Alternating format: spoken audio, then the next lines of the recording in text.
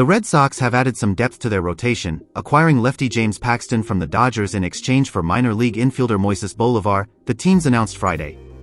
Boston transferred right-hander Bryan Mata to the 60-day injured list to open a spot on the 40-man roster. WEEI's Rob Bradford reported yesterday that the Red Sox, who need some rotation stability and who employed Paxton from 2022 to 23, were expected to pursue him. Paxton was something of a surprise DFA by the Dodgers. He's made all 18 starts asked of him this season and posted a respectable, if unspectacular, 4.43 earned run average. Those numbers closely mirror the 4.50 ERA he logged in a similar sample of 96 frames with Boston last season, but the rest of the 35-year-old's profile doesn't look nearly as strong. After averaging 95.2 miles per hour on his fastball with the Sox last season, Paxton is down to 93.2 miles per hour in 2024.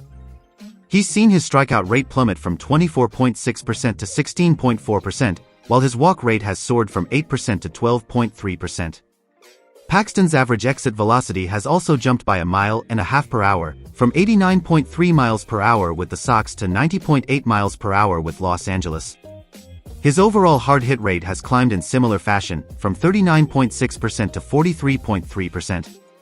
He's gotten by with a career-low .267 average on balls in play and homer-to-flyball rate that's also notably lower than his career marks. Whether Paxton can sustain his passable results with that lackluster array of under-the-hood numbers is far from clear, but the Sox also don't necessarily need him to perform like in front of the rotation arm.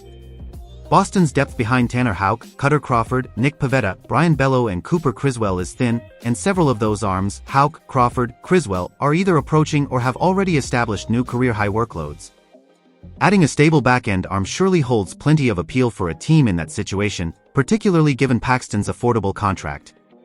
Paxton inked a one-year deal with $7 million guaranteed and another $6 million in attainable bonuses. However, $3 million of that guarantee came in the form of an upfront signing bonus that's already been paid out. He's also already unlocked all $6 million of incentives, $2 million for making the opening day roster and another $4 million based on his number of games started. As such, the Red Sox will only owe him the prorated portion of that $4 million base between now and season's end, approximately $1.42 million. That modest sum bumps Boston's payroll to an approximate $180 million. Their luxury tax ledger is a good bit higher, checking in at an estimated $218.1 million prior to this swap via roster resource. Paxton will push the Sox just shy of $220 million, leaving Chief Baseball Officer Craig Breslow and his staff about $17 million of breathing room between their current number and the first luxury tax threshold. Breslow and company should have ample room to make further additions, even if ownership is reluctant to cross that first tax threshold. Boston, in addition to seeking rotation depth, has been in the market for bullpen upgrades and a right-handed bat. For the Dodgers, the trade of Paxton, who ranks third on their team in innings pitched, clearly isn't a sign of selling. Los Angeles is in first place in the NL West and stands as a veritable lock to make the postseason. But the Dodgers also welcomed Tyler Glasnow and Clayton Kershaw back from the injured list this week. That pair of high-quality veterans joins a youthful trio of Gavin Stone, Justin Wrobleski and River Ryan in the rotation at the moment, but the Dodgers are also expecting Yoshinobu Yamamoto to return in August and Walker Buehler to return sometime before season's end. Between that depth and their outspoken pursuit of an impact starting pitcher on the trade market, in the words of General Manager Brandon Gomez, Paxton was pushed out of the MIX.in exchange for the final 2+ months of Paxton's services. The Dodgers will receive the 17-year-old Bolivar.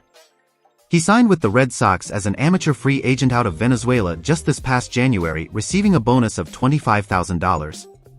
He's not considered a high-end prospect in Boston's system, but that sort of lottery ticket return is to be expected for a veteran pitcher who was designated for assignment. Bolivar, already 6 feet tall and listed at 175 pounds, has gotten out to a strong start in his professional debut. He's appeared in 31 games with the Red Sox rookie-level Dominican Summer League affiliate and slashed .270/.364/.423 with 3 homers and nearly as many walks, 17, as strikeouts, 21. He's a right-handed hitter who's played primarily third base but has also logged 26 innings across the diamond at first base. Fansided's Robert Murray first reported that the two sides were engaged in trade talks. ESPN's Jeff Passan reported a deal had been finalized. Fabian Ardaya of The Athletic and Alex Spear of the Boston Globe added details on the Dodgers' return.